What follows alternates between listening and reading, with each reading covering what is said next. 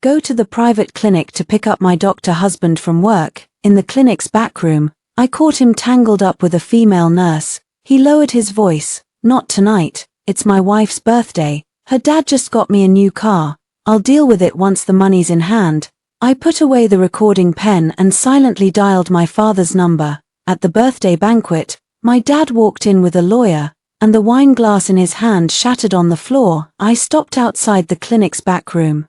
Hearing my husband Ju Yench's muffled breathing and the nurse Lin Man's laughter inside, he said, "Not tonight, it's my wife's birthday. Her dad just got me a new car. I'll deal with it once the money's in hand." I pressed the recording pen in my bag tighter, turned around, and dialed my father's number. "Dad, at tonight's birthday banquet, please bring the lawyer with you." There was a 2-second silence on the other end. My father didn't ask what happened. He just said, "Nanji, are you sure?" I stared at the white coat hem visible through the crack in the backroom door, hearing Lin Man's sweet voice ask, "So when are you divorcing her? You can't keep me waiting forever, can you?" Ju Yenchi let out a low laugh. I knew that voice too well. He used that tone when he was sweet-talking me. He said, "What's the rush? She can't live without me. The Shu family only has her as a daughter. No matter how rich her dad is, he still needs me, the son-in-law, to keep up appearances. Once I get Shu Huaichuan to sign off on the expansion funds at tonight's birthday party, I'll have the leverage." Lin Man asked. "And the car?" Ju Yenchi said. "Her dad just gave it to me, registered in my name. Once the money comes through, I'll start the second hospital district. Then, when the clinic's assets are split, she won't be able to make a fuss." I stood outside the door, my fingers growing cold inch by inch. Today is my birthday, my 30th birthday. I had booked a restaurant, bought his favorite cufflinks, and even drove to the clinic myself to pick him up from work half an hour ago. He texted me, "There's an emergency patient.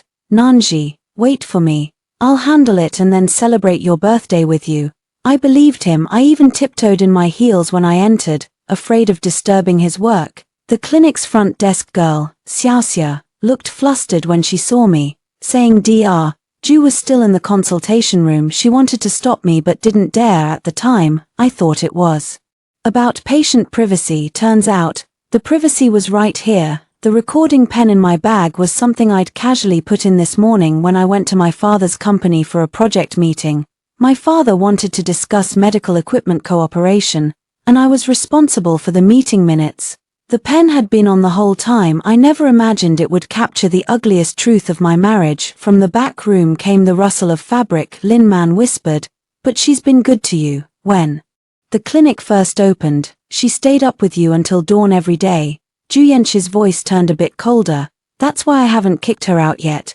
Nanji is a good person, but she's too boring. All day long, it's ledgers, clients, employees, procedures, like a housekeeper." I heard myself let out a very soft laugh. A housekeeper, so, for the 5 years of our marriage, using the Shu family's resources, running around for his license, recruiting his team, handling his medical disputes, drinking until my stomach bled for his clients. In his eyes, I was just a housekeeper. Lin Man asked again, "So tonight, you still have to cut the cake with her?" Ju Yenchi said, "Just one night of acting. Her dad falls for it the most. As long as I look devoted enough at the banquet. The expansion funds are in the bag." I didn't listen anymore. I stepped back, leaning against the cold wall of the corridor. The clinic's lights were blindingly white. On the wall hung Ju Yenchi's expert photo, him in a white coat, with gentle features, and below it, the words "benevolent heart, benevolent art."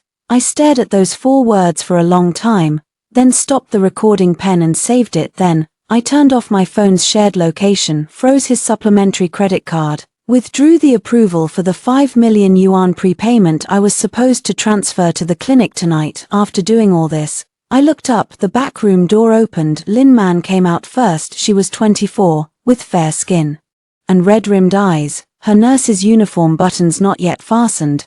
The moment she saw me, all color drained from her face. "Sister Nanji," she said it softly, like a frightened little animal. I ignored her. Ju Yenchi came out next. When he saw me, he was taken aback for a moment, but quickly regained his composure. He even reached out to smooth a stray strand of hair by my ear. "Why aren't you waiting outside? It's all disinfectant smell in here." Just as his fingertips were about to touch me, I turned my head away. His hand froze in mid-air. Nanji. I looked at the lipstick stain on the collar of his white coat and asked, "Are you done?" His eyes flickered, and he turned to adjust his collar. "Just finished." A patient was emotionally unstable, and Lin Man helped me handle it. Lin Man immediately lowered her head. Yes, the patient's condition was urgent." I nodded. "Thanks for the hard work."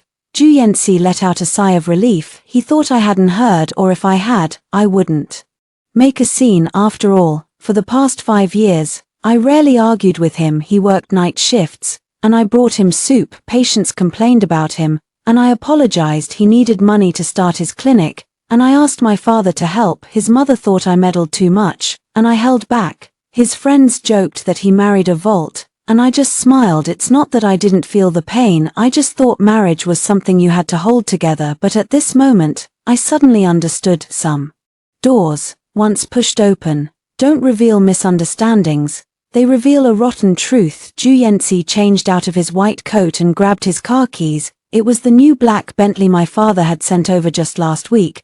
The license plate was also arranged by my father.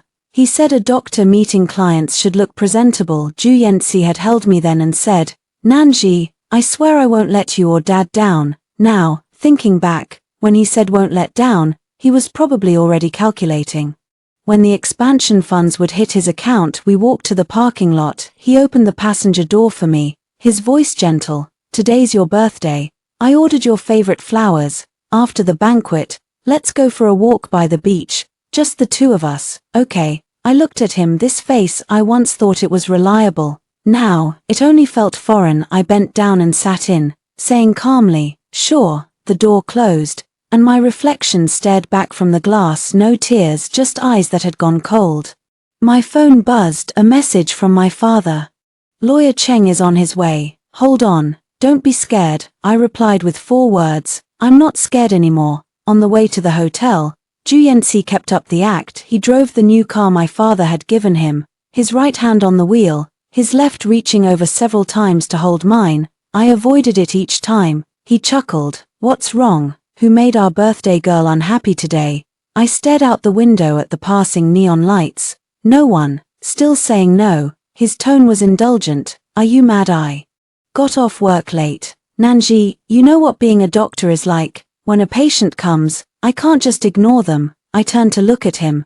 "Then did you take good care of them?" He paused. "Of course." I nodded. "Good." The car went silent for a few seconds. Ju Yanxi seemed to sense something was off with me, but he didn't think it was serious because in his eyes, I was always easy to appease. As long as he said he was busy with work, I'd understand. As long as he said he was under pressure, I'd back down. As long as he held my hand in front of others, I'd keep up appearances for him. We'd been married for 5 years, and he'd figured out my weak spots. I valued feelings, cared about the bigger picture, couldn't bear to worry my father, and didn't want outsiders to laugh at us. But he forgot. Poke a weak spot too many times, and it grows thorns. My phone buzzed again. It was a picture message from an unknown number. In the photo, Lin Man sat in the clinic's break room, wearing a thin diamond necklace. The caption read, "Sister Nanji, Dr. Ju said this suits a younger girl better."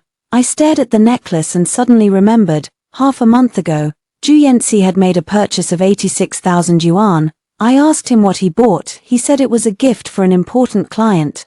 Needed to grease the wheels for the clinic's expansion. I didn't ask more that day. I even had finance process the reimbursement. I saved the photo and forwarded it to Lawyer Cheng. Then I messaged my father.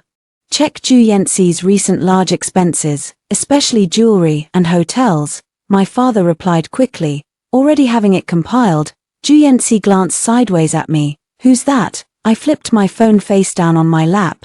"Dad." His expression instantly softened. "Is Dad at the hotel yet?" "Almost." "Perfect then." He smiled. "Tonight, I'll make sure to toast Dad properly. The clinic wouldn't be where it is today without his support over the years." I almost laughed out loud. He said it so affectionately, anyone listening would think he truly saw my father as an elder, not an ATM. I booked the hotel. The banquet hall wasn't big, but it was filled with family and friends from both sides, key clients from the clinic, and a few of my father's business partners. I had originally just wanted a simple birthday, and to have my father officially confirm the investment in the clinic's expansion, Ju Yanxi was more eager than me. He started preparing his speech half a month in advance, and even took the initiative to hire a photography team, saying he wanted to give me an unforgettable birthday. Now I knew, he wanted to make it so my father couldn't back out in front of everyone. He wanted to play the devoted husband role to the fullest,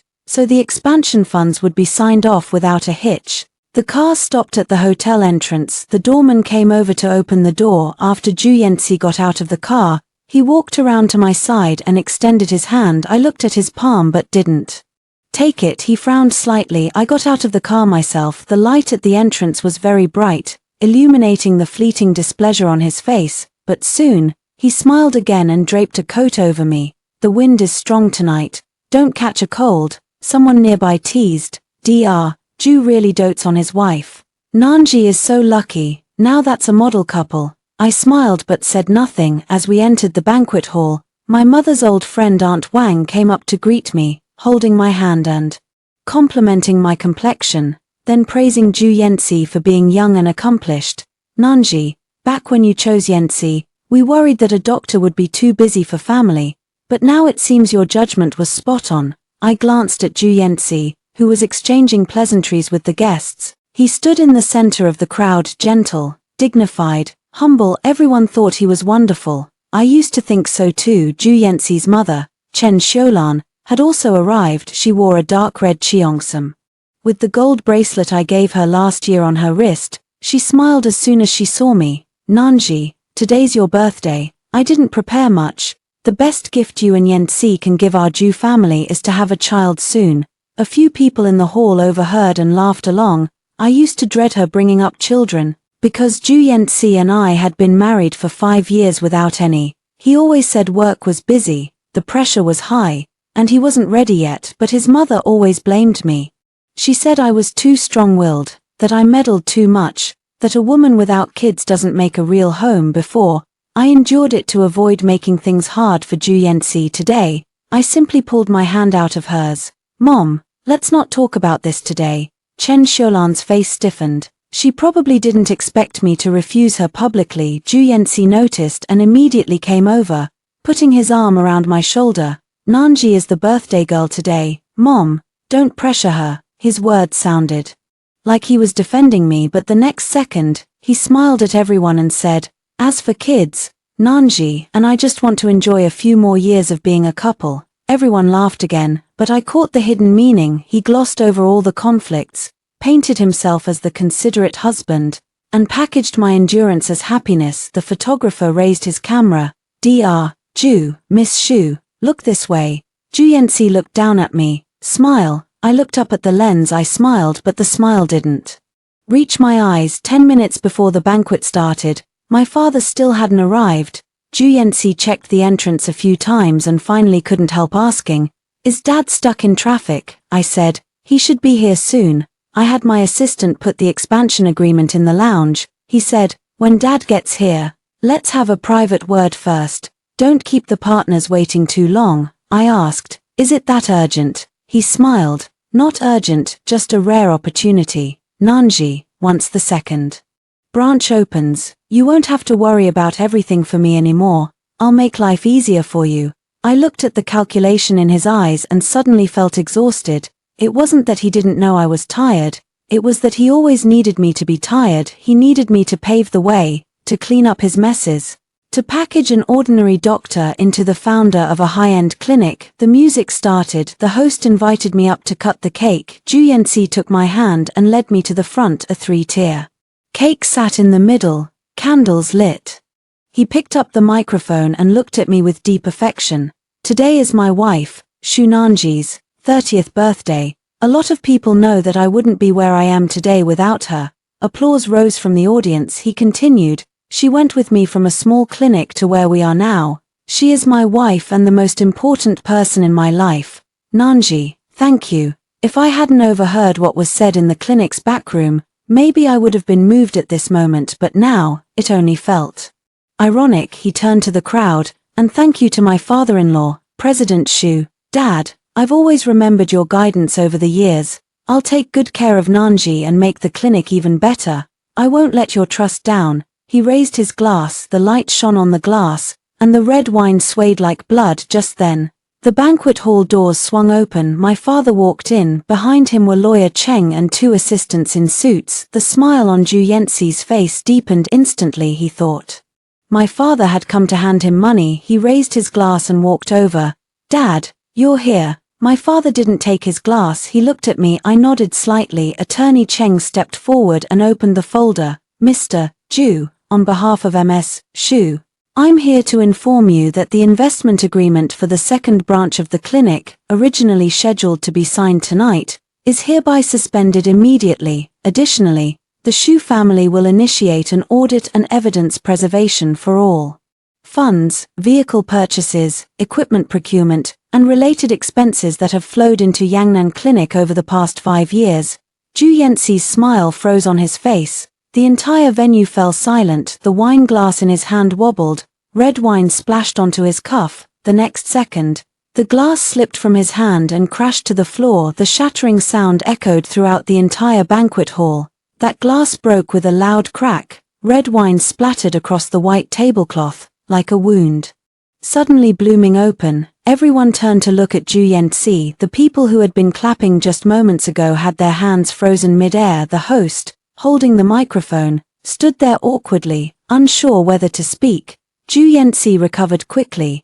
He glanced down at the broken glass, then looked up with a smile. "Attorney Cheng, I think there's been a misunderstanding. Today is Nanji's birthday. If there's anything work-related, we can discuss it privately." As he spoke, he turned to his father. "Dad, what's this about?" His father's face was grim. He didn't give Zhu Yanxi the face he used to. "Yanxi, it's not that I'm not giving you face today, it's that you trampled Nanji's face first."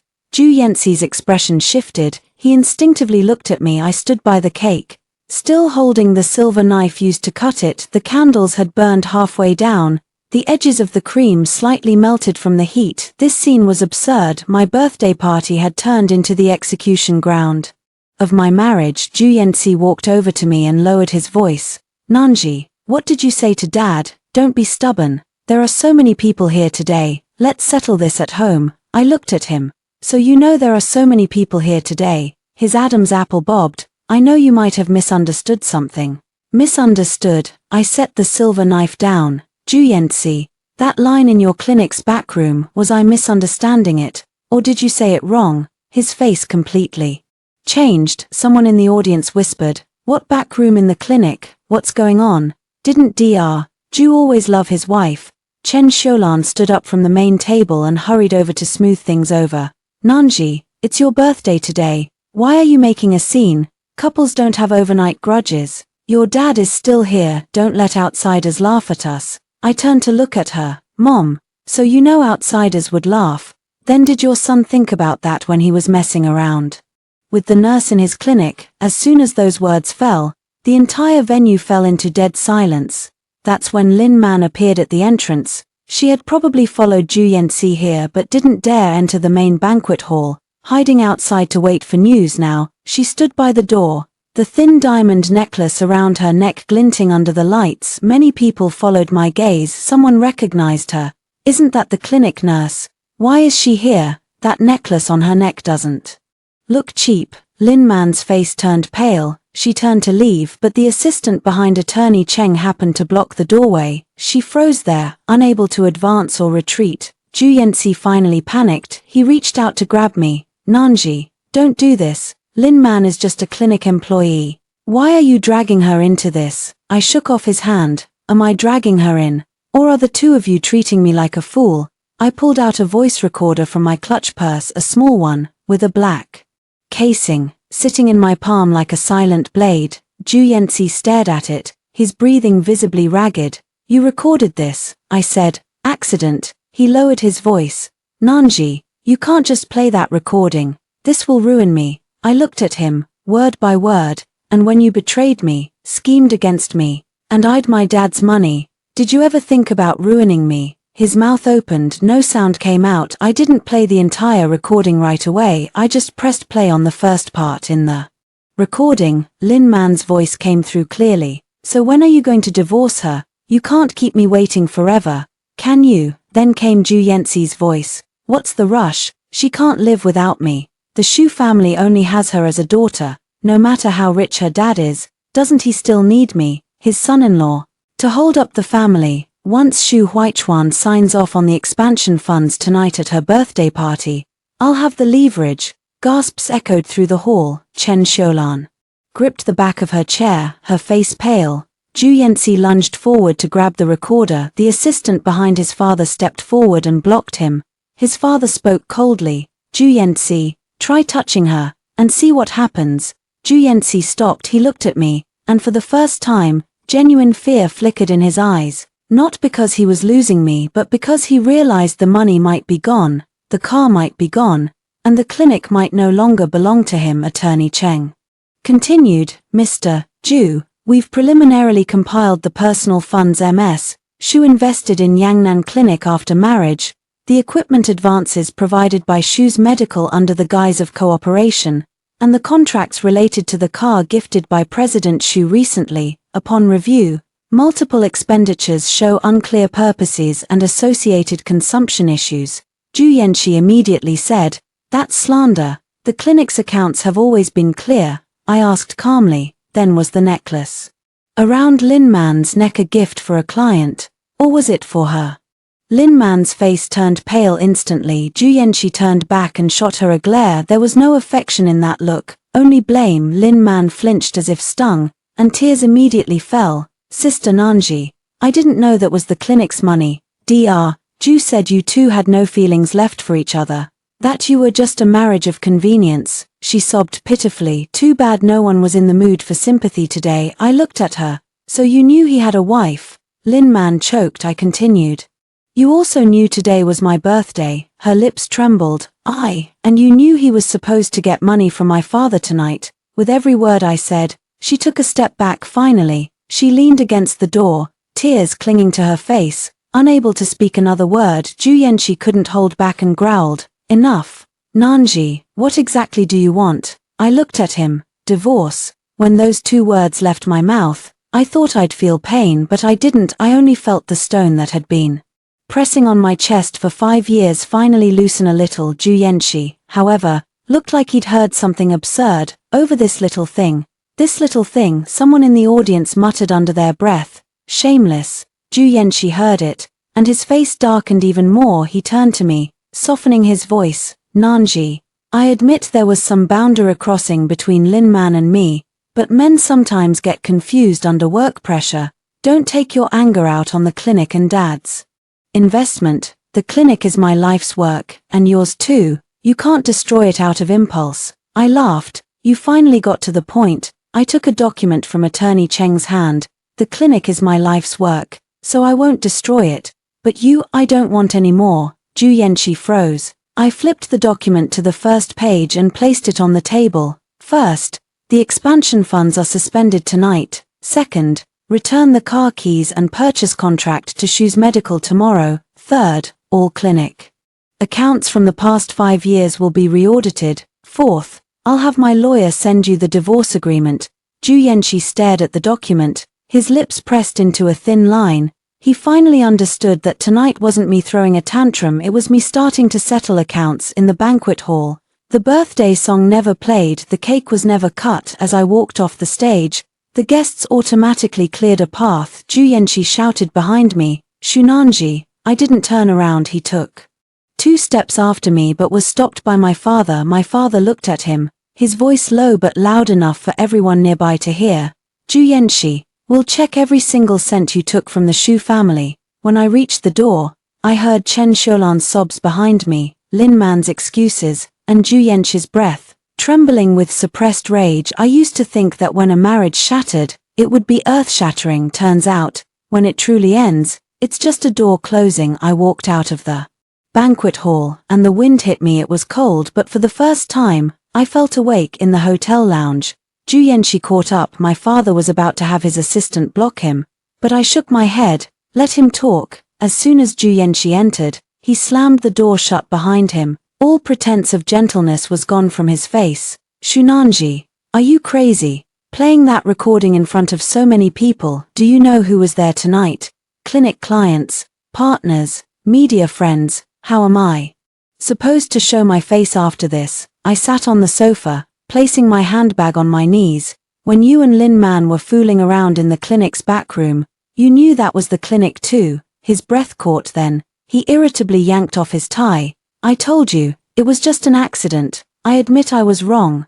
But you didn't have to go this far, an accident with a backup plan. I looked up at him. Wait for the money to come through, strip the assets first, then divorce me. Ju Yanxi, your accident was pretty well planned. His face darkened. You eavesdropped on my conversation and even recorded it.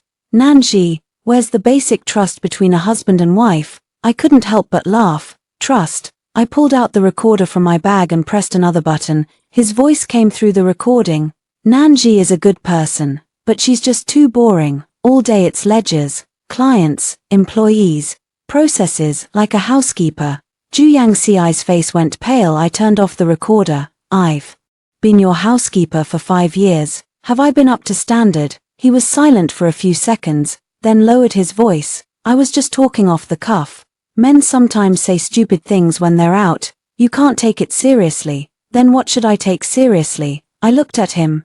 Should I take seriously that you said I'm the most important person in your life at your birthday party? Or that you told Lin Man I couldn't live without you? He was speechless. Just then, the door to the lounge was knocked. Lin Man stood at the door, crying, Dr. Ju, I didn't mean to come. I was just worried about you. Ju Yangxi's face darkened even more. Who told you to come up here? Lin Man froze. She probably hadn't expected that the man who was comforting her in the consultation room just moments ago would now speak to her in this tone. She looked at me with red-rimmed eyes. Sister Nanji, I know you hate me, but I was deceived too. Dr. Ju said you two were just married in name. He said he was in pain, that you controlled his money, his work, his life. I asked calmly, so you helped him relieve his pain? Lin Man's face flushed. Ju Yangxi snapped in a low voice. Lin Man, shut up. Lin Man's tears fell harder. You're telling me to shut up now, Ju Yangxi? That's not what you said before. You said once you got the Shu family's money, you'd put me in charge of the second clinic. You said I'm younger than her, that I understand you better. Ju Yangxi whirled on her.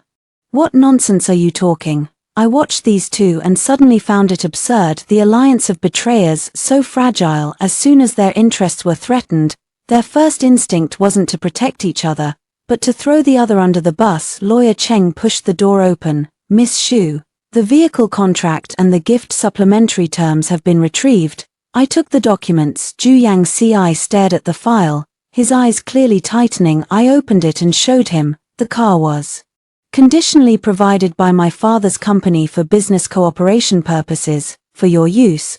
The condition was that the clinic expansion project proceeds normally and the vehicle is used for business reception. Now that the expansion is suspended, and you're suspected of misusing cooperative resources for private improper purposes, we have the right to reclaim it. Ju Yangxi's face turned ashen. That was a gift from Dad. My father walked in from the door. I gave it to my son-in-law, not an ungrateful wolf. One sentence made Ju Yangxi's face freeze completely. He looked at my father, lowering his voice. Dad, this is between Nanji and me, a marital dispute. There's no need to drag the car and investments into it. My father sneered. When you were scheming against my daughter, weren't you dragging my money into it too? Ju Yangxi was left speechless. Lin Man stood to the side, her fingers nervously twisting the hem of her nurse's uniform. I looked at the necklace around her neck. Take it off. Lin Man instinctively covered her neck. Dr. Ju gave this to me, bought with the clinic's reimbursement funds. I said, if you don't take it off, I can call the police. She looked at Ju Yangxi, waiting for him to speak up for her, but Ju Yangxi turned his head away. The hope in Lin Man's eyes shattered bit by bit. With trembling hands, she unclasped the necklace and placed it on the table. I didn't touch it. Lawyer Cheng took out an evidence bag and put the necklace inside. Ju Yangxi finally couldn't hold back. Shu Nanji, do you have to make this so ugly? I stood up and walked over to him. I'm not the one making it ugly. I looked into his eyes. It's what you've done that can't stand the light. A flash of anger crossed his eyes. Do you think you'll be any better off without me? The clinic has grown over the years because of my skills, my reputation. You just threw in some money and handled trivial matters. If we really go through with the divorce, outsiders will only say you used your family's wealth to crush your husband's career. If it were before, I would have been afraid of gossip, afraid of embarrassing my father, afraid of this marriage becoming a joke. But now, I just asked him, are you sure outsiders will say that? I pulled out my phone and opened the Notes app. It listed everything I'd done over the past 5 years. The clinic's first batch of clients, I brought them in. The equipment purchase discounts, I negotiated them. 3 medical disputes, I handled them. The overdue employee social insurance, I paid it. His mother's hospitalization, I stayed by her side for 17 days.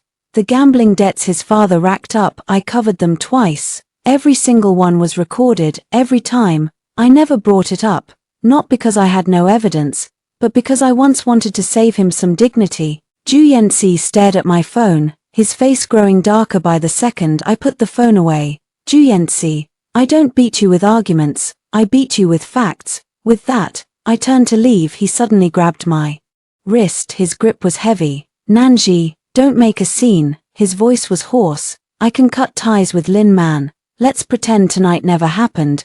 Get Dad to come back, keep the investment going, and I promise I'll treat you right from now on. I looked down at his hand. This hand once held mine as we walked down the wedding aisle. It also held someone else in the clinic's back room. I pried his fingers off, one by one. Too late. Panic finally flickered in his eyes. You really want a divorce? I said, yes, for a nurse. I looked at him, not for her. I paused, my voice barely a whisper. For myself. The next morning at 9, I returned to Yangnan Clinic. News of the birthday banquet the night before had already spread through the small circle. The moment I walked in, the chatter at the nurse's station died. Xiaoxia stood up, her eyes darting away. Nanji Jia, I nodded. Notify all non-medical staff. Meeting at 10. She hesitated. Does Dr. Ju know? I'll tell him. I walked into the office. This office was originally shared between Ju Yanxi and me. On the wall hung a photo from the clinic's opening day. That day, he stood beside me, cutting the ribbon with a triumphant smile. No one knew that the night before the opening, the fire inspection failed. I ran to 3 departments, working until 2 in the morning to gather the documents. No one knew that when the first batch of high-end clients didn't trust a young doctor, I accompanied my father door-to-door, burning through our social capital and pride. I did it willingly back then because I thought we were family. At 10 sharp, the meeting room was full. Ju Yanxi was 10 minutes late when he pushed the door open. His face was grim, clearly having not slept all night. Behind him followed Lin Man. She wasn't in her nurse's uniform. She wore a white dress, her eyes red and swollen. She probably wanted to look wronged, but no one in the meeting room dared to look at her. Ju Yanxi stood at the head of the table, his voice cold. Nanji, why didn't you discuss this employee meeting with me beforehand? I sat at the other end of the long table. Because today isn't a business meeting, it's an internal audit briefing. His brow twitched. What audit? I slid a document to the center of the table. Starting today, the clinic's financial approval authority is temporarily frozen. Any expenditure over 2,000 yuan requires both my signature and the auditor's. Dr. Ju, your personal reimbursement privileges are suspended. The room fell silent. Ju Yanxi suppressed his anger. What gives you the right to suspend my privileges? I looked up at him. In the Yangnan Clinic's registered entity, I hold 49% of the shares. The initial capital, equipment mortgages, and client channels were all provided by my side. According to the bylaws, when the clinic faces significant financial risk, I have the right to initiate an internal audit. His face changed. He always thought I was just helping him with the trivial stuff. He forgot that, to let him focus on being a doctor. I had read through every single business document of the clinic page by page. I didn't speak up, but that didn't mean I didn't know. The auditor brought in by lawyer Cheng sat down beside me and opened the laptop. The projector lit up. The first slide was a record of abnormal reimbursements from the past 6 months. Jewelry purchase, 86,000. Private hotel stay, 32,000. Imported skincare, 19,000. thousand high-end restaurant bills, 47,000 all noted as client maintenance. Murmurs broke out in the meeting room. Lin Man's face grew paler. Ju Yanxi said coldly, "Client maintenance is normal for a high-end clinic." I nodded, "Normal. So please explain why 3 of those purchases had Lin Man as the recipient, and the hotel was also booked under her name." The projector switched to the second slide, screenshots of package deliveries, hotel invoices, payment receipts all laid out one by one. Lin Man shot up. "Nanji Jie, this is an invasion of privacy." I looked at her. "Expenses reimbursed through the clinic's public account aren't called privacy. They're called accounts." Xiaoxia sat in the corner, her fingers tightly gripping her pen. I turned to her. "Xiaoxia, about the shift records you sent me last night, can you share them?" Xiaoxia's face went white. She instinctively glanced at Ju Yanxi. Ju Yanxi's gaze was as cold as a blade. "Xiaoxia, think carefully before you speak." I spoke. "You don't need to be afraid. All employees can explain the situation truthfully, and Shu's legal team will provide necessary protection. Issues involving workplace oppression, illegal overtime, and financial problems can also be submitted together."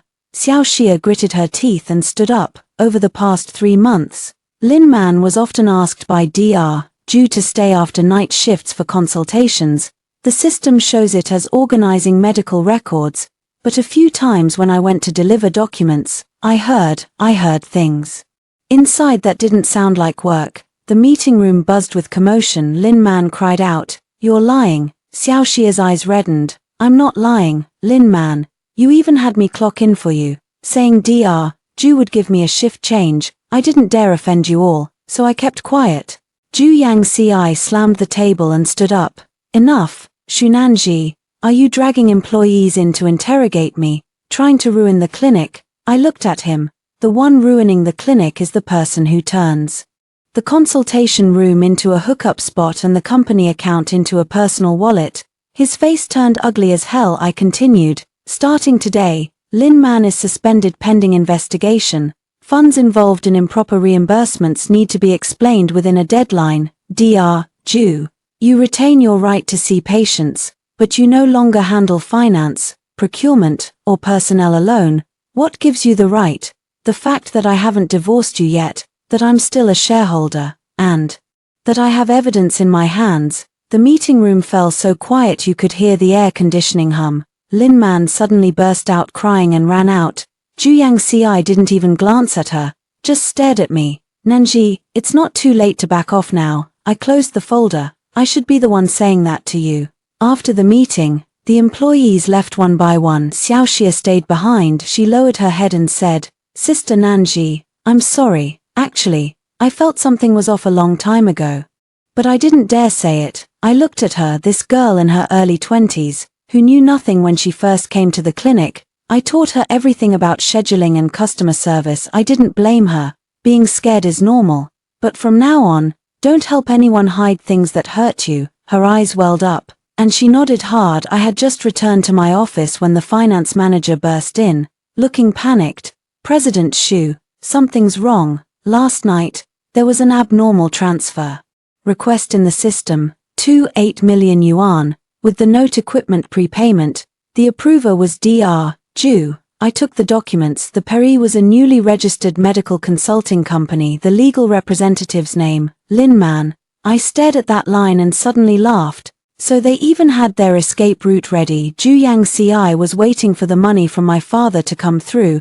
Then he'd transfer a chunk to set up Lin Man's new company. He wasn't just acting on impulse, he had planned this all along. I picked up my phone and sent a message to lawyer Cheng, "Add asset preservation, investigate Lin Man's company." After sending it, I looked up at the window at the clinic entrance. Ju Yanxi was standing on the steps. On the phone, his brow was furrowed, his expression irritated. He didn't know yet. Starting today, the things he feared losing most would slip away from him one by one. In the afternoon, I went home. This house was bought by my father before the marriage, after Ju Yanxi moved in after the wedding. Chen Xiulan often said, "Once a woman marries, even if the house is in your name, it should still count as the couple's shared home." I used to just smile at that. Today, I had the housekeeper pack all of Ju Yang Ci's things into the guest room: suits, watches, medical books, health supplements sent by his mother, and a box of unopened men's cologne. That cologne wasn't bought by me. I picked it up and sniffed it. It smelled just like Lin Man's perfume. I put it in the evidence box, not because I was reluctant, but because every single item could be a clue. At 7 p.m., my father arrived. He was holding a thick stack of documents. The things you asked me to look into. There's a lead. I took them and flipped through page by page. Over the past 6 months, Ju Yang Ci had run a lot of expenses under the names of equipment upgrades, client maintenance, and expert consultations. Some amounts were small, but the frequency was high: jewelry, hotels, dining, luxury goods, private beauty treatments. All were disguised as clinic operating costs. The key was that 2.8 million yuan equipment prepayment. The Pei, Lin Man's company, was registered just 2 months ago, my father said. This isn't just ordinary cheating, it's preparation for asset transfer. I nodded. Actually, I wasn't surprised. The line "wait until the money comes through" in the consultation room side office had already laid his intentions bare. My father sat across from me, silent for a long time. Nan Ji, it's my fault. I looked up. Dad, why are you blaming yourself again? Father sighed. Back then, when you wanted to marry him, I thought he came from an ordinary family but was a steady man. Later, when he wanted to open his own clinic, I figured you loved him, so I gave a hand. Never thought that helping hand would raise a heartless bastard. I set down the documents. It's not your fault. It was me who misjudged the man. Father looked at me, his eyes filled with concern. Can you still hold up? I managed a smile. Better than yesterday. Before yesterday, I was still living in a lie. Now that the lie's shattered, everything's clearer. Father nodded and handed me another file. Attorney Cheng suggests 3 things. First, freeze the expansion funds. Second, secure the clinic's accounts. Third, start divorce preparations. You decide the pace. I stared at the document titled Divorce Litigation Preparation Checklist.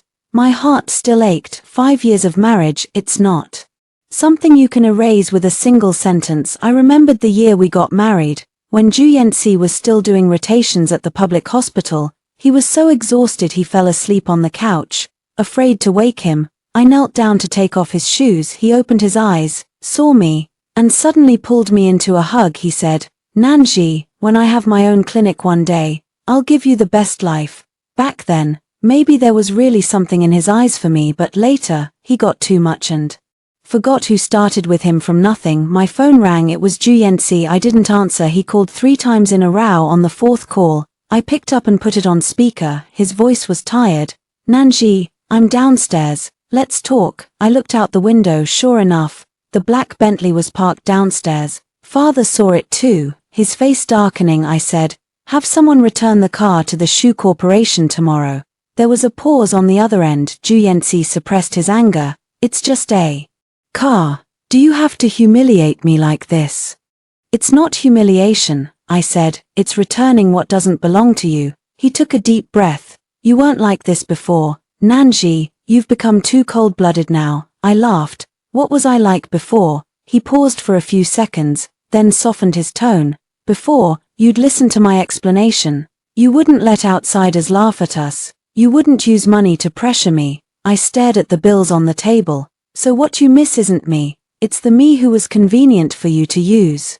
He finally fell silent. A few seconds later, he said, I admit, I've been getting close to Lin Man lately, but that's because you're always too domineering. You have to control every penny in the clinic, meddle in every partnership. I'm a doctor, not your Shu family's live-in son-in-law. Father's face instantly turned cold, but I was very calm. Ju Yanci, when the clinic first opened, you couldn't even pay salaries. Who used her own fund account to cover 3 months of employee wages. He didn't speak. The first medical dispute, when the patient's family blocked the door, who accompanied you to apologize, mediate, and pay compensation. His breathing grew heavier. When your mother had gallbladder surgery, who hired the specialist, who stayed by her bedside, who paid the bills. The line went completely silent. I said, word by word, you're not a live-in son-in-law. You're someone I helped rise up over 5 years. Now that you're steady, you find the one who lifted you annoying. The headlights of the car downstairs flickered once. He was probably sitting inside, his face grim after a long time. He said, "Nanji, do you have to be so calculating?" "Yes," I said, "because you started it." After hanging up, I put the phone back on the table. Father looked at me, his eyes showing both relief and sorrow. "Tomorrow, the Ju family might come to you." "They will." I knew Chen Xiaolan too well. Ju Yanxi lost face and money. She wouldn't blame her son, only me for being unreasonable. Sure enough, the next day at noon, Chen Xiaolan called. She started with a crying tone. "Nanji, forcing Yanxi like this, do you want to make the Ju family unable to survive? Come home for dinner tonight. Talk face to face. No hurdle in a marriage is insurmountable." I asked, "Will Lin Man be there too?" She paused. "Child, why are you so harsh with your words? Just a little nurse, how could she affect your position as Mrs. Ju?" I closed my eyes so in their eyes, position mattered more than dignity. I said, "Fine, I'll go." After hanging up, I printed out all the transfer records from the Ju family over the past 5 years, bound them into a book. On the cover, I wrote 4 words: post-marriage ledger. The Ju family dinner was set at the old mansion when I arrived. The table was already full of dishes. Chen Xiaolan sat at the head of the table. Ju Yanxi's father, Ju Jiancheng, sat beside her, his face dark. Several of Ju's relatives had also come. This didn't feel like a family dinner, it felt like a trial. The moment I walked in, Chen Xiaolan's eyes were red as she said, "Nanji, you're finally here. Take a look at Yanxi. Look what you've done to him." Ju Yanxi sat on the sofa, dark circles under his eyes, stubble unshaven. He saw me and stood up. "Nanji." I didn't respond. Chen Xiaolan immediately grabbed my hand, her grip tight. "You two are married. Whatever fights you have behind closed doors, that's fine. But having a lawyer show up at the birthday party, playing that recording in front of everyone, that's practically trying to kill Yanxi, isn't it?" I pulled my hand back. "When he did those things, he didn't think it would kill me." Ju Jiancheng slammed the table. "What's the big deal about a man having a little fun outside? Yanxi's a doctor. Young nurses admiring him is normal. As his wife, you should be shielding him from the wind, not stepping on him with outsiders. Is that any way to act?" I looked at this family. Suddenly, I understood why Ju Yanxi could be so self-righteous, because behind him was a whole system of excuses.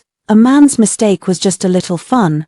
A woman holding him accountable was being unreasonable. Him scheming for my money was ambition. Me protecting myself was forcing his hand. Chen Xiaolan sighed again. "Besides, you've been married 5 years without a child. Yanxi's under a lot of pressure too. He's the only son. The Ju family needs an heir. Lin Man is young and thoughtful." Yanxi had a moment of weakness.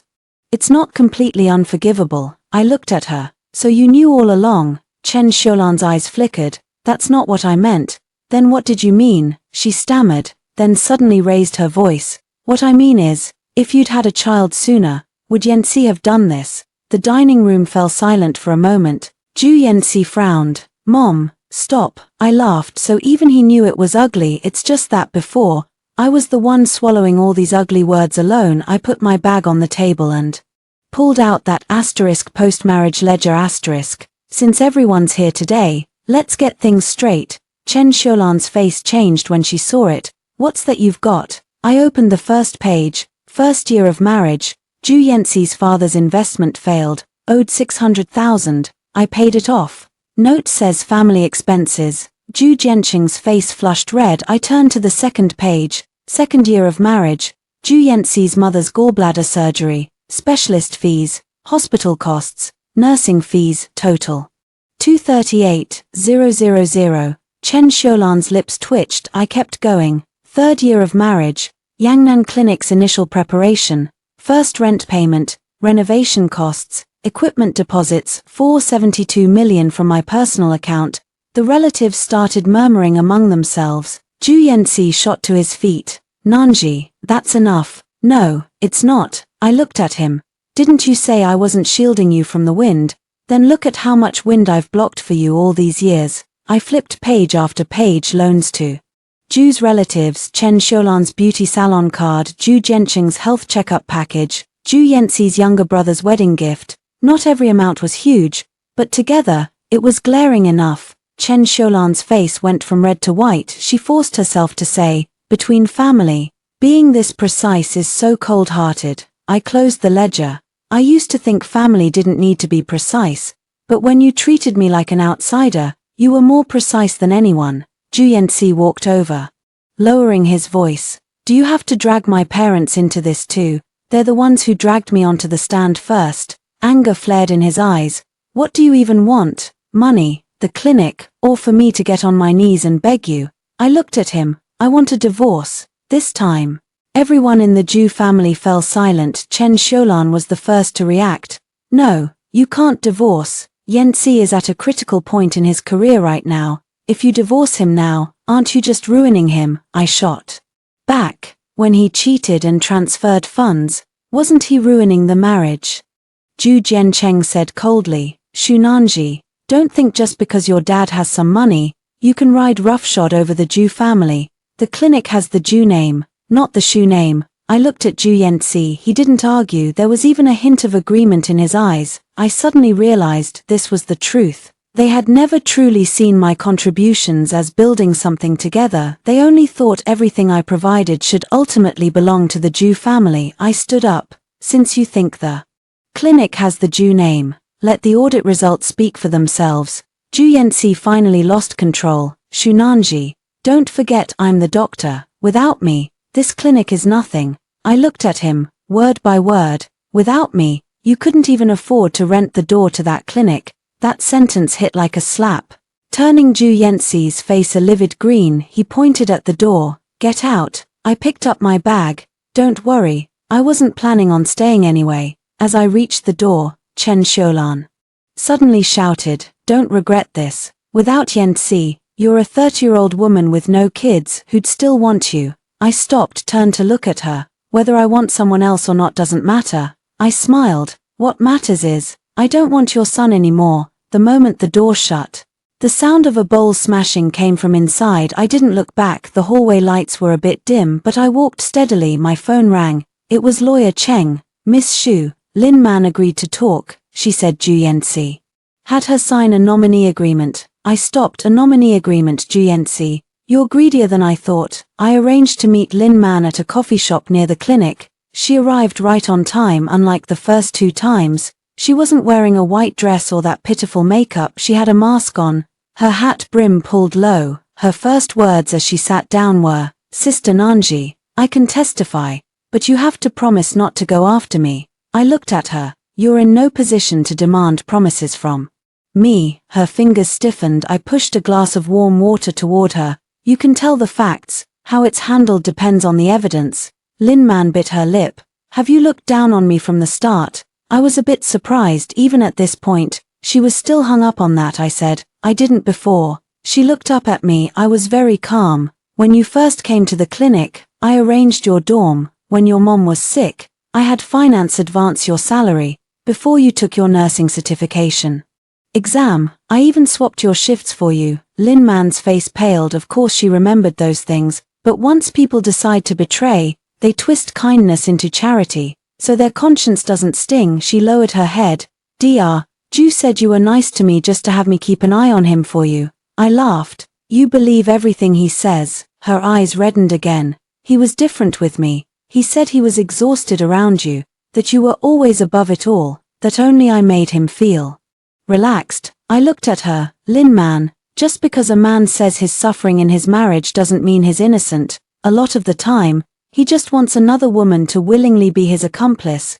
That sentence stunned her. She held the water glass, silent for a long time. I pulled out a few sheets of paper. The first was the necklace receipt, the second was the hotel check-in record, the third was the business registration info for her company, the fourth was the transfer application for 2.8 million yuan. How much of this do you know? Lin Man's face turned white bit by bit. The company, he had me register it. He said the second campus would need medical consulting outsourcing later, and he'd use my name as a temporary front. He also said when the time was right, he'd give me part of the business. And the nominee agreement. She took a folded piece of paper from her bag. He had me sign it, said it was to protect assets, so you wouldn't take what he'd worked so hard to build in the Divorce. I took it and read it. The content was simple. Lin Man's company would hold part of the profit rights on behalf of Ju Yentzi, involving the second campus's consulting business and equipment procurement kickbacks. The signing date was 2 months ago. That meant,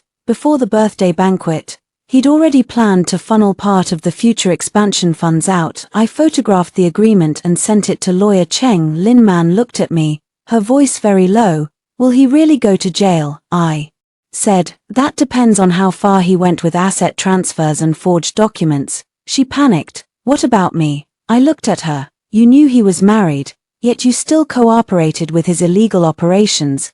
Do you think you're completely in the clear? Tears fell from her eyes. I just wanted a better life. My family's poor, my mom needs medicine. Dr. Ju said you had everything and wouldn't care about the money. He said people like you, a little bit you let slip would be enough to turn my life around. I wasn't angry, just sad. She wasn't purely innocent, nor completely malicious. She just chose to believe the narrative that was most convenient for her. I had money, so taking a little from me was fine. I was strong, so her intrusion was love. I didn't cry or make a scene, so I didn't hurt. Every person who has hurt me can find a reason for themselves. I asked her, what did Ju Yentzi promise you? She wiped her tears. He said after the expansion funds came through, he'd first give me 5 million, let me quit my job and open a studio. He also said he'd divorce you within 6 months. Do you have chat records? She hesitated. I said, if you don't hand them over now, Attorney Cheng will apply to obtain them later. Cooperating proactively and being found out passively, the outcomes are different. Lin Man gritted her teeth and unlocked her phone. There were many chat records between her and Ju Yentzi, flirtatious ones, money transfers, his complaints about my controlling nature. And the most crucial line, Ju Yentzi, tonight, I'll coax her through her birthday first. Once her dad signs off on the money, I'll be free. Sent time, 1 hour before the birthday dinner. I stared at that line for a long time, so while I was sitting in the passenger seat, holding back tears as I looked out the window, he was sending this to Lin Man. I exported the chat records. Lin Man suddenly asked, Nanji, do you think I'm pathetic? I looked up. She forced a bitter smile. I thought he loved me, but after what happened last night, his first move was to tell me to stay out of it and return the necklace. He said if I ruined him, he wouldn't let me off. She finally saw through it. But this isn't my victory, it's just another layer of Ju Yentzi's hypocrisy being peeled away. I said, you're not pathetic. You have to take responsibility for your choices. She nodded through tears. I got up to leave. When I reached the door, she suddenly called out to me, Nanji. I turned back. She said, actually, he forged your signature once. I froze. What signature? Lin Man's voice trembled. Last year when you were on a business trip, he had me deliver a document. It said you agreed to transfer part of the clinic's profit-sharing rights to his personal name. I don't know if it was real, but the signature didn't look like yours. My fingers slowly tightened. Last year, I was on a business trip to negotiate equipment deals for the clinic. Those days, I was so busy I only slept 4 hours a night. Ju Yentzi messaged me every day, saying he missed me, saying he'd take me on vacation when I got back. Turns out, what he was preparing at home wasn't a surprise, it was a forged signature. I asked, where's the document? Lin Man shook her head. I only know he locked it in the office safe. The password might be your birthday. I let out a small laugh. My birthday. He used my birthday as the password to lock away the document, scheming against me. How ironic. I left the cafe and went straight back to the clinic. Ju Yentzi wasn't there. The office door was locked. I had the auditors and Attorney Cheng come along, called the property management to open the lock, and recorded everything. The safe was indeed behind the bookshelf. I entered my birthday as the password. It opened. Inside were several documents. The top one was the clinic profit rights internal confirmation letter. At the signature line, it read Shunanji. The handwriting looked a lot like mine, but I could tell at a glance it wasn't, because when I write the character Ji, I never close the final stroke in that document. The final stroke was neatly closed. I picked up the document, my chest aching with cold. Ju Yentzi, you even dared to steal my name. My phone rang. It was Ju Yentzi. He must have gotten word about the office being opened.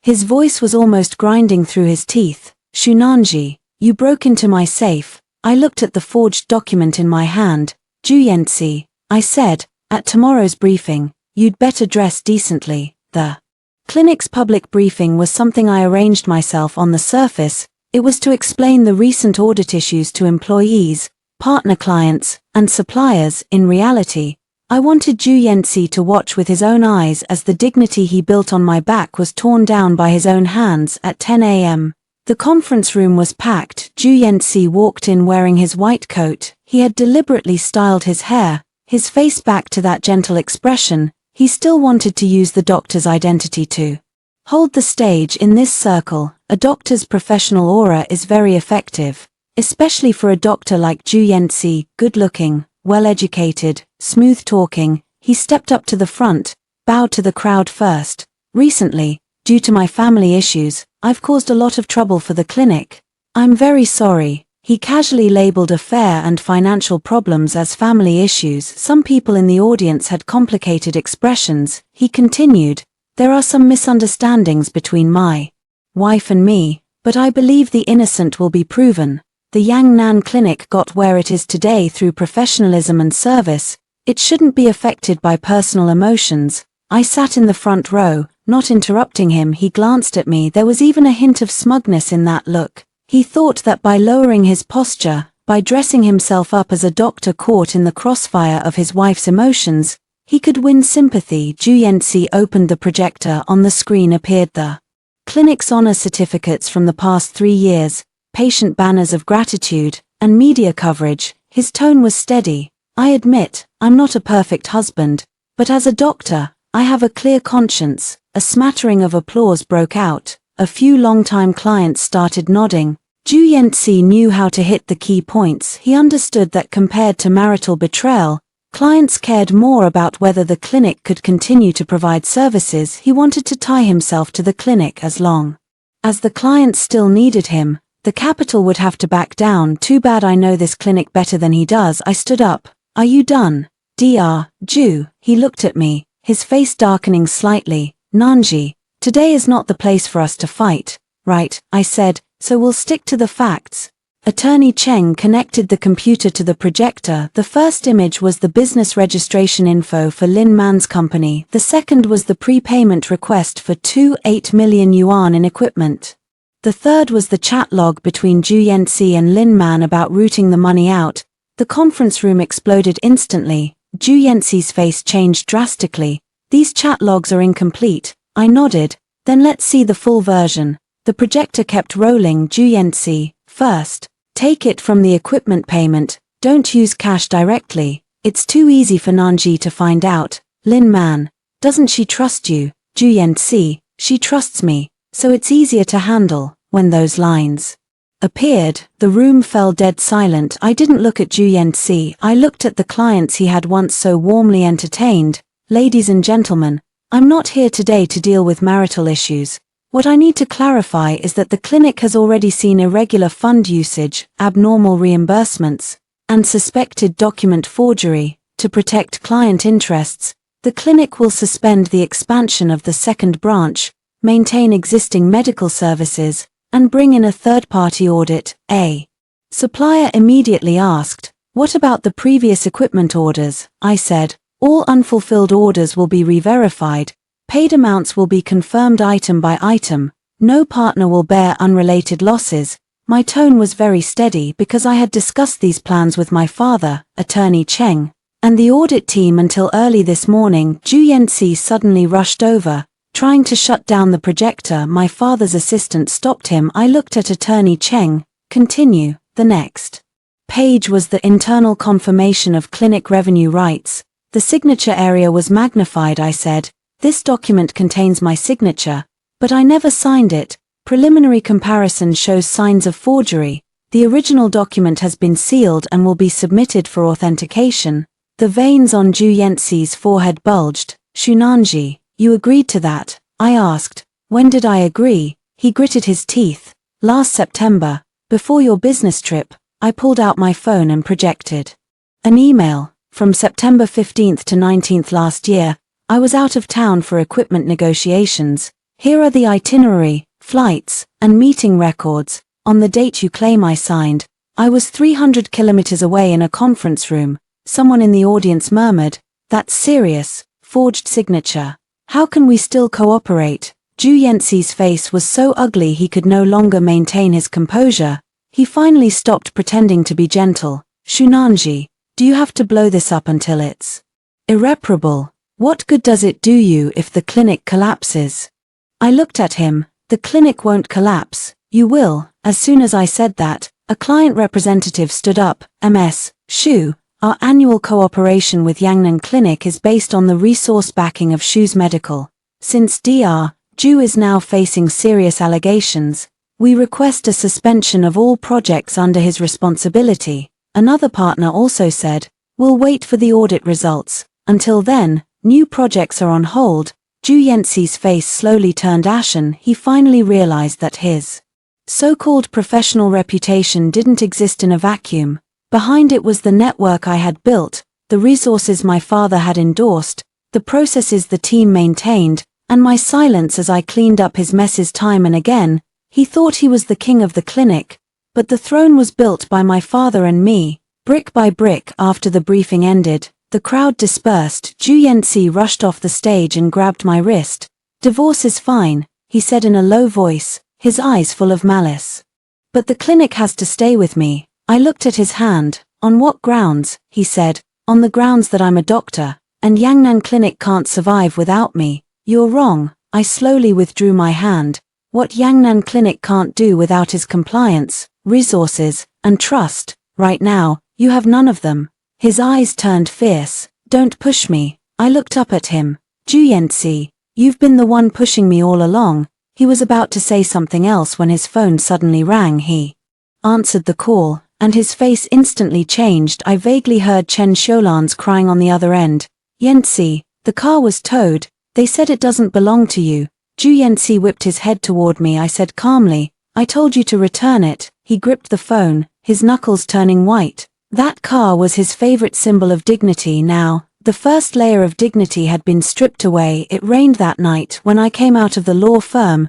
Ju Yanxi was standing at the entrance. He wasn't holding an umbrella. Rain soaked his hair and shirt, making him look disheveled, nothing like the polished Dr. Ju who commanded the stage. I walked to my car, and he blocked my way. Nanji, let's talk. I pressed the car key. No need. He reached out and held the door shut. I know I was wrong. Those words came too late and too lightly. I looked at his rain-drenched face. There was a time when just a hint of weakness from him would make me soften. When his stomach hurt, I'd rush him medicine. When he worked late, I'd keep him company. When his mother scolded him, I'd speak up for him. I had caught every single one of his vulnerabilities, but now, I only asked, what exactly were you wrong about? He paused. I shouldn't have gotten so close to Lin Man. I laughed, still so light in his words. The entanglement, the scheming, the asset transfers, the forged signatures, all just getting close. I pulled the door open. He panicked. Nanji, I'll really cut ties with her. I can reorganize the clinic. 2. We can settle the money thing slowly. Can you just not file the lawsuit, not submit the forged signature issue? So that was the real point. He wasn't afraid of losing me. He was afraid the forged documents would ruin his professional reputation, afraid the financial issues would become a criminal record, afraid clients and peers would see what lay beneath his white coat. I said, didn't you say the innocent have nothing to hide? His face went pale. I only did that because you pushed me. So now you're blaming me again. He wiped his face, his voice dropping. I'm just scared, Nanji. I've worked so many years to get where I am. I can't let it all fall apart. I looked at him. And what about me? He looked up. I asked, what were these 5 years for me? He fell silent. The rain fell between us like a wall. After a long time, he said, I know you've been wronged. I'll make it up to you later. How? He said, we can start over. I'll cooperate with the whole kid thing too. Didn't you always want a family? Those words were like a needle, gently piercing an old wound. I did want a family. That's why I swallowed Chen Xiulan's nagging about having kids, endured the gossip from the Ju family relatives, and put up with Ju Yanxi's coldness under the guise of work. But he didn't know that last year, I secretly went to the hospital for a checkup. The doctor said there was nothing wrong with me and suggested both spouses get tested together. I brought the report to Ju Yanxi. He said he was too busy and would go another day. That another day turned into a year later. I found out he wasn't busy, he just didn't want to have a child with me because a child would make divorce too expensive. I pulled a copy of that report from my bag. Do you remember this? Ju Yanxi glanced at it, his expression uneasy. Nanji, why bring that up now? When your mother said I couldn't have kids, you never explained. Because you needed someone to take the pressure for you. His lips twitched. I continued, you didn't want kids, didn't want to take on husbandly duties, but you wanted my father's money, my management, my patience, and my dignity. Ju Yanxi, you wanted too much. His eyes finally went completely dark. So, you're really set on divorce? Yes. No room for negotiation. None. I got into the car. He suddenly slapped the window. Shunanji, you'll regret this. After the divorce, do you think you'll find someone better than me? No matter how rich your dad is, he can't buy you a man who truly cares. I rolled the window down a crack. Rain drifted in. I looked at him and said, word by word, this divorce isn't about finding another man. He froze. It's about finding myself. The window rolled up. The driver started the car. In the rearview mirror, Ju Yanxi stood in the rain.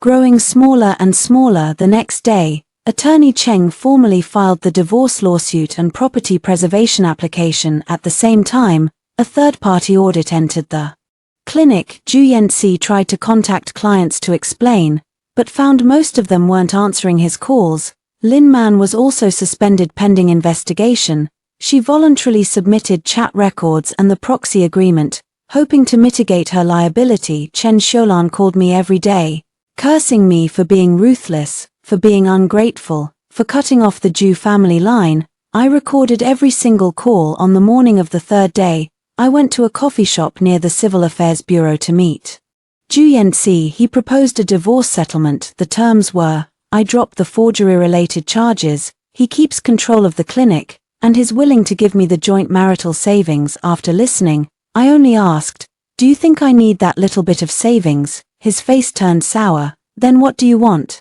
I want the truth restored, the assets restored, and the responsibility restored. He sneered. Sounds nice. You just want me to walk away with nothing, don't you? I looked at him. No, what? You deserve. I won't short you. But what you don't deserve, you won't take a single cent of. He stared at me, then suddenly pulled a document from his bag. Then take a look at this. I lowered my eyes. It was an old agreement. It stated that, because Ju Yanxi was responsible for the clinic's core medical operations, Xu Nanji voluntarily waived her claim to part of the clinic's profits and confirmed that the clinic's main business results belonged to Ju Yanxi. At the signature line was my name. I looked at the handwriting. Familiar yet foreign. Ju Yanxi slowly smiled. Nanji, don't forget, you signed it yourself. He thought he'd finally found my weak spot, but he didn't know a true counterattack isn't afraid of him showing his cards, it's afraid of him not showing them. I picked up my phone and sent a message to Attorney Cheng. He brought it out. In the court mediation room, Ju Yanxi wore a dark grey suit. He looked much calmer than a few days ago because he had that old agreement in hand. Chen Xiulan was also there, sitting beside him, her eyes regaining their confidence. When she saw me, she snorted coldly. Nanji, don't be too ruthless. You signed it yourself, you can't deny that, can you? I sat down and ignored her. Attorney Cheng placed the documents on the table. After the mediator briefly explained the procedure, Ju Yanxi's lawyer spoke first. According to the agreement submitted by our client, MS, Xu explicitly stated that the clinic's main business profits belong to Mr. Ju, MS, Xu's current claim for a redistribution lacks a basis. Ju Yanxi looked at me. His expression seemed to say, had enough yet? I didn't look at him, only nodded to Attorney Cheng. Attorney Cheng produced the first piece of evidence. Regarding this agreement, our side raises 3 objections. First, the signing date is questionable. The agreement is dated September 16th of last year, but MS, she was not in the city that day. He submitted flight records, hotel check-in logs, and meeting attendance sheets one by one. Second, there are signs of signature forgery. Our preliminary comparison shows a significant discrepancy between this signature and MS, Xu's usual handwriting. Ju Yanxi's face changed slightly. His lawyer frowned as he flipped through the materials. Attorney Cheng continued. Third, the source of the agreement is illegal. This document was not found in the jointly managed storage, but in Mr. Ju's private safe. The discovery process was fully recorded, with auditors, property staff, and a lawyer present. The mediation room fell silent. Chen Xiaolan panicked. What does that prove? Isn't it the same wherever a couple keeps things? I finally looked at her. Mom, if it's the same wherever a couple keeps things, then why did your son lock it in his safe and not tell me? Chen Xiaolan was speechless. Zhu Yanxi said through gritted teeth. Nanji, I'm warning you. You need evidence for what you say. I nodded. Of course. Attorney Cheng produced the second piece of evidence. This is Ms. Lin Man's testimony and related chat records. She proves that Mr. Ju asked her to deliver this document and implied that the signature was not actually made by Ms. Shu. Zhu Yanxi's head shot up. Lin Man. He probably never expected that the woman he once promised 5 million and a studio would sell him out at a critical moment. I wasn't surprised at all. Lin Man loved his promises. When the promises were gone, she naturally had to protect herself. Attorney Cheng played a recording. It was a phone call between Lin Man and Zhu Yanxi. Lin Man asked, was that agreement really signed by Sister Nanji? It doesn't look like it to me, Zhu Yanxi said. Why do you care so much? Whether she signed or not doesn't matter. What matters is that when we need it in the future, it'll be usable. As these words fell, the last trace of color drained from Zhu Yanxi's face. His lawyer immediately leaned in to whisper with him. The mediator's expression turned serious. Mr. Ju, this recording involves a major dispute. If Ms. Shu insists on pursuing it, it could lead to further forensic analysis and legal proceedings. Zhu Yanxi's fingers clenched. Chen Xiaolan panicked. Yanxi, say something. What the hell is going on? Zhu Yanxi said nothing. He just stared at me. In his eyes, there was hate, panic, and a belated bitterness. Shunanji, are you really going to put me away? I said calmly. I'm just laying out what you did. We were married for 5 years, so I gave you plenty of chances. He let out a laugh, his eyes actually reddening. Chances? You played that recording in public at your birthday party last night. That's what you call giving chances. I looked at him. When I caught you with Lin Man, I didn't barge in. Before the birthday party started, I didn't expose you. You stood on that stage, scheming for my father's money while calling me the most important person in your life. He was speechless. Zhu Yanxi, I gave you chances, but every time, you chose to keep playing your role. In the mediation room, the air froze. Finally, Zhu Yanxi's lawyer requested a pause in the mediation, but lawyer Cheng didn't give them much leeway. Our terms are clear. First, the couple divorces. Second, Mr.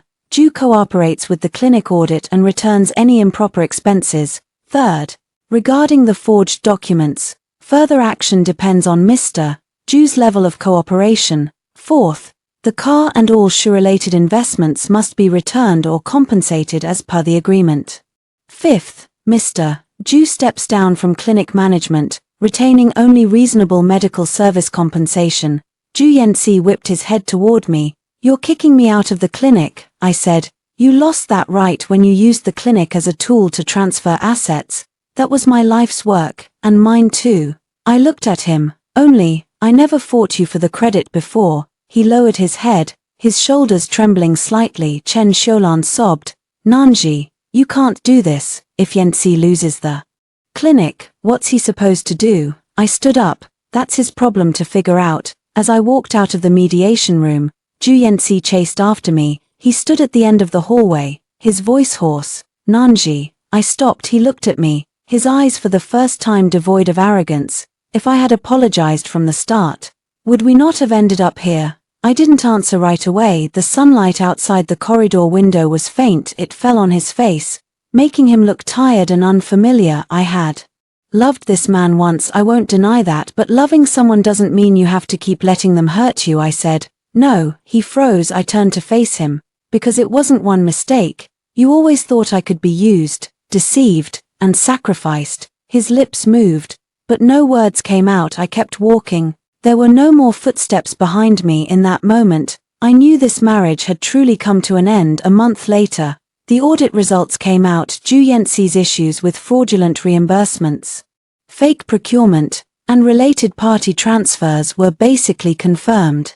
The amount wasn't catastrophic, but it was enough to boot him from the clinic's management entirely. Lin Man was fired, her company was dissolved, and part of the funds were recovered. She later sent me a long message, saying she regretted it, saying she shouldn't have trusted Ju Yanxi, saying she finally understood that what you steal was never yours to begin with. I didn't reply. Her regret was her life lesson, not my problem. Ju Yanxi eventually accepted the divorce terms, not because he had a change of heart but because he had no choice. The evidence of forged signatures, Lin Man's testimony, the abnormal accounts, and the pressure from clients suspending cooperation like four walls, they trapped him. If he kept fighting, the losses would only be greater. On the day we signed the divorce papers, we met at the lawyer's office next to the Civil Affairs Bureau. He arrived early, wearing a black coat. He looked a whole lot thinner. 2 copies of the agreement lay on the table. I flipped to the last page and signed my name this time. I signed slowly. The final stroke landed sharply. Ju Yanxi watched my signature and suddenly said,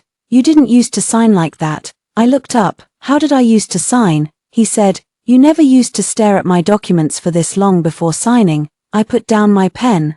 "That's why the old me lost." His eyes darkened. "Nanji, is there really no chance for us?" I didn't bother answering such a meaningless question. Lawyer Cheng reminded him to sign. Ju Yanxi picked up his pen, his fingers pausing for a long time. In the end, he signed. The moment the agreement took effect, the office was silent. There was no imagined wailing, no heart-wrenching sobs, just a part of me, something that had been wound tight for so long, gently snapped. From now on, I was no longer Mrs. Ju, and I no longer had to be responsible for anyone else's ambition. After the formalities, I slid an envelope across the table to Ju Yanxi. He opened it. Inside was the spare key to the Bentley. His face changed color. "What do you mean?" "The car has been returned to the Shu family. This is the spare key, found while sorting things out before returning it." His fingers clenched around the key. That car was once his trophy. Now it was evidence of his failure. I stood up to leave. He suddenly asked,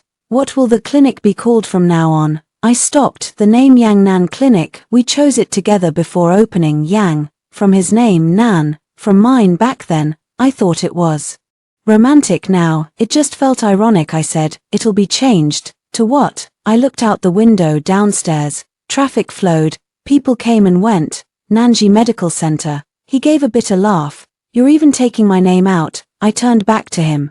"Ju Yanxi, from the day you treated me like an ATM, you stopped being worthy of standing beside my name." His face went pale. I didn't linger. When I walked out of the lawyer's office, my father's car was waiting by the curb. He didn't get out, just had the driver open the door for me. I got in. My father glanced at me. "All done?" I nodded. "All done." He was silent for a few seconds, then said, "Cry if you need to." I smiled. "I already did. Not at the birthday party, not at the clinic, not in the mediation room. It was much earlier. It was in those countless times I waited for him to come home, made excuses for him, listened to Chen Xiulan nag about having kids, and swallowed my own grievances. My tears had already dried up over those years. What was left now was clarity. Half a month later, the clinic officially changed its name. The old photo of Ju Yanxi as a specialist was taken down. A new management team moved in. My father asked if I wanted to just shut the clinic down. I refused. It's not his. I stood in the newly renovated lobby, watching the staff hang up the new sign. "There's my hard work in this too." Xiao Xia ran over and handed me a bouquet. "President Shu, congratulations." I took the flowers. She was still a bit shy about the new title. I smiled and said, "Thank you." On the day the clinic reopened, there was no grand ribbon cutting. I just treated the staff and a few old clients to a meal. During the meal, someone brought up Ju Yanxi. I heard he went to work at another small clinic because of the recent scandal. Many high-end clients didn't dare to seek him out anymore. Chen Xiulan came to make a scene once, but security escorted her out. She stood at the door, cursing me for being ungrateful, saying I ruined her son. I didn't go out to see her, not because I was scared, but because it wasn't necessary. The Ju family's drama was no longer my concern. As for Lin Man, I later heard from Xiao Xia that she left the city to go back to her hometown to take care of her mother. Before she left, she stood outside the clinic for a long time. In the end, She never came in, that was fine. Some apologies don't need to be spoken because the damage was already done, and words can't undo it. That night, I stayed alone in the office. Lights flickered on outside the window. On my desk lay the new business plan, employee training schedules, and client follow-up records. I had been doing these things for 5 years before. They were called trivial chores now. They were my career. My father called. Nanji, are you done? Come home for dinner tonight. I glanced at the unfinished paperwork on my desk. Not yet. My father chuckled. Don't push yourself too hard. I laughed too. Dad, from now on, I'll handle things myself. There was a pause on the other end of the line. My father's voice was a little hoarse. Okay. After hanging up, I opened the window. The May breeze blew in, carrying a hint of grass and trees. I suddenly thought back to that birthday party, the shattered wine glass, the uncut cake, the extinguished candles. That birthday was humiliating and messy, but it was from that day that I pulled myself out of a rotting marriage. Some say a woman divorcing at 30 is a failure, but I don't think so. The failure was loving the wrong person, not my choice to leave. I picked up my pen and wrote a line on the first page of the new plan. Year 1 goal: turn South Garden Medical Center into a truly clean, professional, and trustworthy clinic. After writing, I closed the file. The light shone on the glass window, reflecting my face. No longer Mrs. Ju, not someone's wife, not someone's ATM, just Shunanji, and this time, I finally stood in my own life.